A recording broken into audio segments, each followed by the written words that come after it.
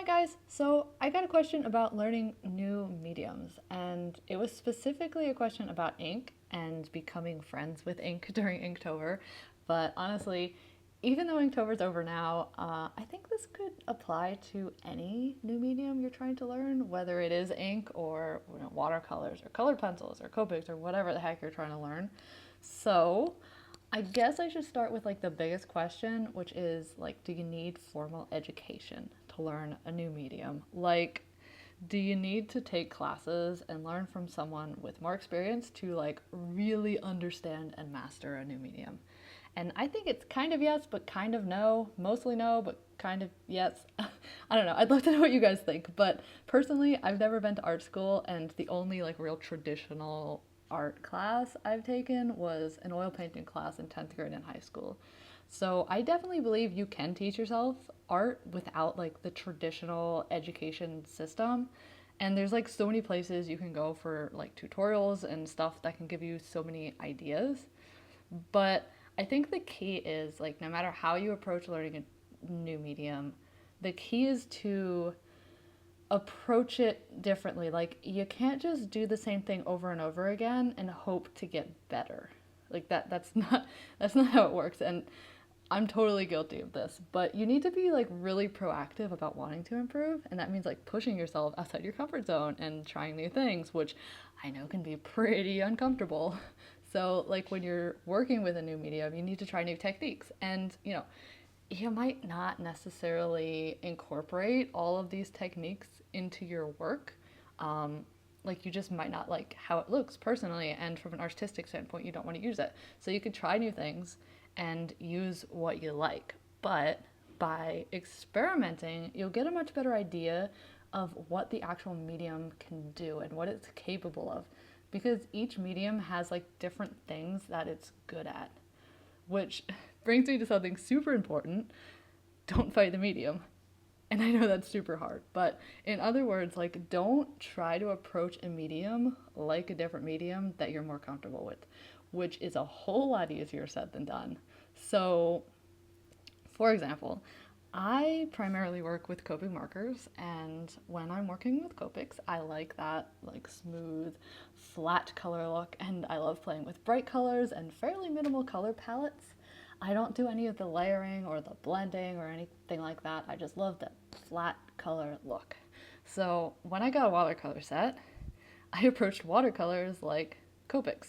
And I felt like it wasn't working, and I was getting really discouraged. It felt like flat, it felt thin, it felt not saturated, and it just wasn't like the most fun ever.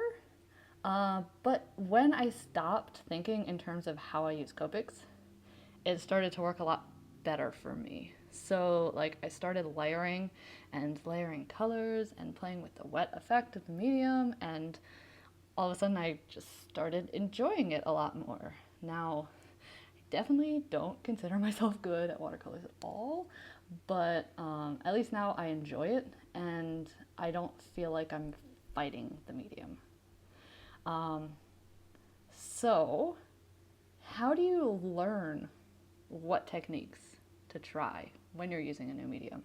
Because that can be the hardest part. It can be as easy as just looking at the work of other artists who use that medium that you're trying to learn and experiment to try to get the effects that they created. So you don't need to necessarily know what it's called, from an artistic education standpoint, but just trying to recreate it in whatever way you can. So for example, I was like super inspired by the Inktober's Loish was doing this year, and she was doing a lot of that like solid black work, and it was just amazing. I just was so in love with every single Inktober she did. So I tried to create like a similar effect in this piece with like the solid black shadows. And ink is cool because it kind of forces you to play with that contrast. And yet like despite that, I never really play with that hard contrast between like solid black and white.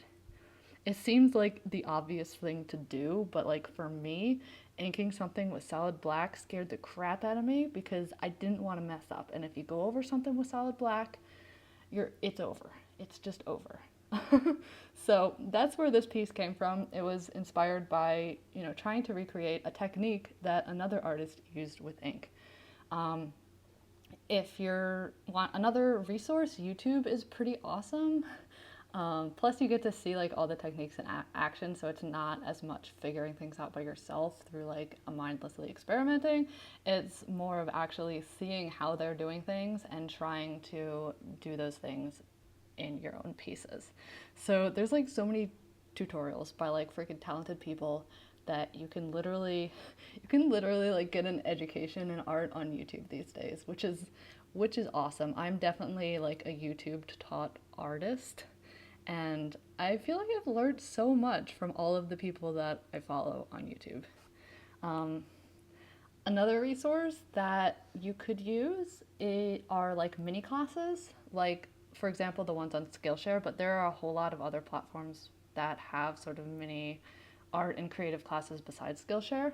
Skillshare actually contacted me months ago, but I wanted to like check out the platform and get a feel for like how good the classes are and actually take classes myself before I just go and like recommend it to you guys. So over the past couple months, I've done illustration classes, I've done watercolor classes, I've done like anatomy and gesture and figure classes, I've done like sketching classes. I think I did an urban sketching class. And then I even did like basic art stuff, like art class stuff, like, the color theory and all that Art 101 stuff, which was really good for me because I never really got any of that. And, honestly, I'm pretty impressed with the classes that are on there. Um, they're all pretty short for the most part, so it's a great way to kind of just like pop in, learn a technique, discover a new way to do something, get inspired by, something that the teacher is doing, and then like go out and play with those things in your own art. It's really like easy to digest and try. And in the description, I have a code for 2 months of Skillshare for free if you guys wanted to check it out. And if you guys do already use Skillshare, I would love some class recommendations. I'm always looking for new ones, so please, please, please leave me your recommendations. Um, but I guess I just want to come back to this. No matter what way you approach learning a new medium, whether you're just, teaching yourself and just or going through YouTube videos or going through Skillshare videos, you actually need to push yourself to try new things. You could literally watch like all of the YouTube videos in the world, but if you sit down to play with the medium and you stay in your comfort zone because you don't want to mess up, you're just gonna stay where you are. And I just want to say, like, it's okay to mess stuff up, guys. There's always another drawing, and honestly, like in a year from now, you might not even remember that one piece that you messed up that one time, like months and months and months ago. I like to really think about the long term in art, and each piece is really fleeting in sort of the long trajectory of your art career. So just remember that, and don't be afraid to experiment. Don't be afraid to mess up. Don't be afraid to make mistakes. So on that note, I'm gonna leave you guys here, and I hope you enjoy the video. Go make some mistakes, go try new things, go play with a new medium, and I will see you guys in the next video. Bye!